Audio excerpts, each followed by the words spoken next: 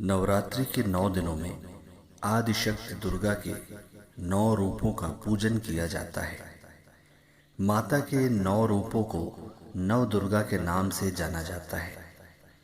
नवरात्रि के 9 दिनों में माँ दुर्गा के जिन 9 रूपों का पूजन किया जाता है उनमें पहला शैलपुत्री, दूसरा ब्रह्मचारिणी, तीसरा चंद्रघंटा, चौथा कूष्मांडा, पांचवा स्कंद माता, छठा कात्यायनी, सातवां कालरात्रि, आठवां महागौरी और नौवां सिद्धिदात्री की पूजन की जाती है।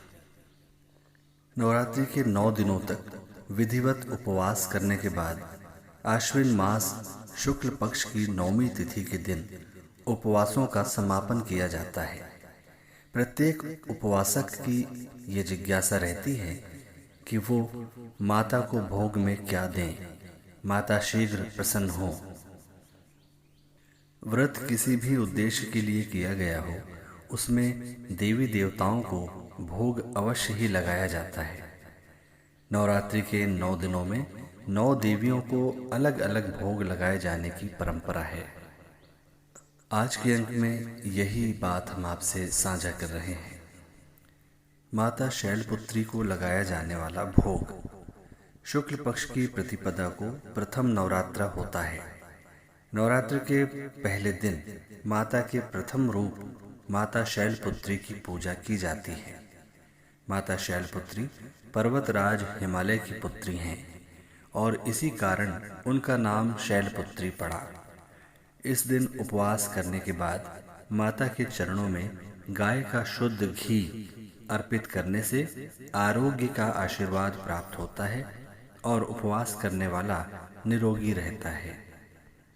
माता ब्रह्मचारिणी को लगाया जाने वाला भोग आश्विन मास की द्वितीया तिथि के दिन श्री दुर्गा के द्वितीय रूप माता ब्रह्मचारिणी की पूजा की जाती है। माता इस रूप में तपस्विनी स्वरूपा होती हैं। माता पार्वती ने भगवान शंकर को पति के रूप में पाने के लिए तपस्या साधना की थी। उसी रूप के कारण उनका नाम ब्रह्मचारिणी पड़ा। इस दिन माता ब्रह्मचारिणी को प्रसन्न करने के लिए उनको शक्कर का भोग लगाया जाता है। इस दिन माता को शक्कर का भोग लगाने से घर के सभी सदस्यों की आयु में बढ़ोतरी होती है। माता चंद्रघंटा को लगाया जाने वाला भोग माता के तीसरे रूप में चंद्रघंटा की पूजा की जाती है। माता चंद्रघंटा के माथे पर चंद्र अर्ध रूप में विद्यमान है। नवरात्र के तीसरे दिन इनका पूजन अर्चन किया जाता है। माता चंद्रघंटा का पूजन करने से उपवासक की सभी मनोइच्छा स्वतः पूरी हो जाती है और वो सांसारिक कष्टों से मुक्ति पाता है। माता की पूजा करते समय उनको दूध या दूध से बनी मिठाई अथवा खीर का भोग लगाया जाता है। भोग लगाने के लिए एक थाल ब्राह्मण के लिए भी निकाली जाती है। ब्राह्मण को भोजन के साथ साथ दक्षिणा आदि भी दान में दी जाती है। माता चंद्रघंटा को खीर का भोग लगाने से उपवासक को दुखों से मुक्ति प्राप्त होती है और उसे परम आनंद प्राप्त होता है। माता कूष्मांडा को लगाया जाने वाला भोग नवरात्रि का चौथा दिन माता कूष्मांडा की पूजा आराधना करने का है। ये माता कूष्मांडा का चौथा रूप है। एक मान्यता के अनुसार ब्रह्मांड की उत्पत्ति माता कूष्मांडा के उदर से हुई है। नवरात्रि के चौथे दिन इनकी पूजा आराधना की जाती है।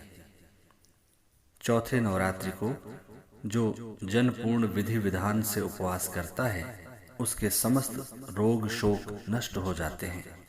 माता कूष्मांडा की पूजा करने के बाद इस दिन उनको मालपुओं का भोग लगाया जाता है। ये प्रसाद मंदिरों में बांटना भी इस दिन शुभ होता है। इस दिन माता को मालपुए का भोग लगाने से माता प्रसन्न होकर उपवासक की बुद्धि का विकास करती हैं और साथ साथ निर्णय करने की शक्ति भी बढ़ाती हैं। माता स्कंद माता को लगाया जाने वाला भोग। आश्विन मास में माता दुर्गा के अलग अलग रूपों की पूजा की जाती है। नवरात्र के 5वें दिन माता स्कंद माता की पूजा की जाती है। माता स्कंद माता कुमार कार्तिकेय की माता हैं। 5वें दिन माता के इस रूप की आराधना करने से उपवासक को स्वतः ही सभी सिद्धियां प्राप्त होती हैं। इस दिन उपवास करने के बाद माता को केले का भोग लगाया जाता है। इस दिन माता को केले का भोग लगाने से शरीर स्वस्थ रहता है। माता कात्यायनी को लगाया जाने वाला भोग। माता कात्यायनी माता दुर्गा का छठा रूप हैं। आश्विन मास की षष्ठी तिथि को माता के इस रूप की पूजा की जाती है। माता कात्यायनी ऋषि कात्यायन की पुत्री हैं। माता को अपनी तपस्या से प्रसन्न करने के बाद उनके यहाँ माता ने पुत्री रूप में जन्म लिया। इसी कारण वे कात्यायनी कहलाईं। नवरात्र के छठे दिन इनकी पूजा आराधना की जाती है। इस दिन माता को भोग में शहद दिया जाता है। माता कात्यायनी को शहद का भोग लगाने से उपवासक की आकर्षण शक्ति में वृद्धि होती है। माता कालरात्रि को लगाया जाने वाला भोग। सप्तमी तिथि में माता के कालरात्रि स्वरूप की पूजा आराधना की जाती है। ये माता काल अर्थात बुरी शक्तियों को नाश करने वाली हैं, इसलिए इन्हें कालरात्रि के नाम से जाना जाता है। नवरात्र के 7वें दिन इनकी पूजा आराधना की जाती है। इस दिन साधक को पूरे दिन का उपवास करने के बाद माता को गुड़ का भोग लगाया जाता है। इसी भोग की एक थाली भोजन सहित ब्राह्मण को दान दक्षिणा दी जाती है। इस प्रकार माता की पूजा करने से व्यक्ति पर आने वाले शोक से मुक्ति मिलती है और उपवासक पर आकस्मिक रूप से आने वाले संकट भी कम होते हैं। माता महागौरी को लगाया जाने वाला भोग। श्री दुर्गा अष्टमी के दिन माता के 8वें रूप महागौरी की पूजा की जाती है। अपने गोरे रंग के कारण इनका नाम महागौरी पड़ा है।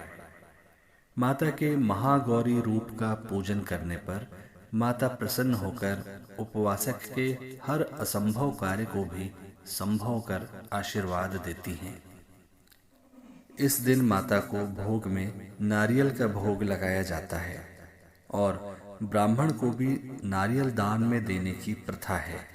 ये माता निसंतानों की मनोकामना पूरी करती हैं। माता सिद्धिदात्री को लगाया जाने वाला भोग। नवरात्र के 9वें दिन माता सिद्धिदात्री की पूजा आराधना की जाती है। माता सिद्धिदात्री को सभी प्रकार की सिद्धियां देने वाली कहा गया है। नवरात्रि के 9वें दिन इनकी पूजा और आराधना की जाती है। इन्हें सिद्धियों की स्वामिनी भी कहा जाता है। 9वें तिथि का व्रत कर माता की पूजा आराधना करने के बाद माता को तिल का भोग लगाना इस दिन कल्याणकारी रहता है। ये उपवास व्यक्ति को मृत्यु के भय से राहत देता है और अनहोनी घटनाओं से बचाता है।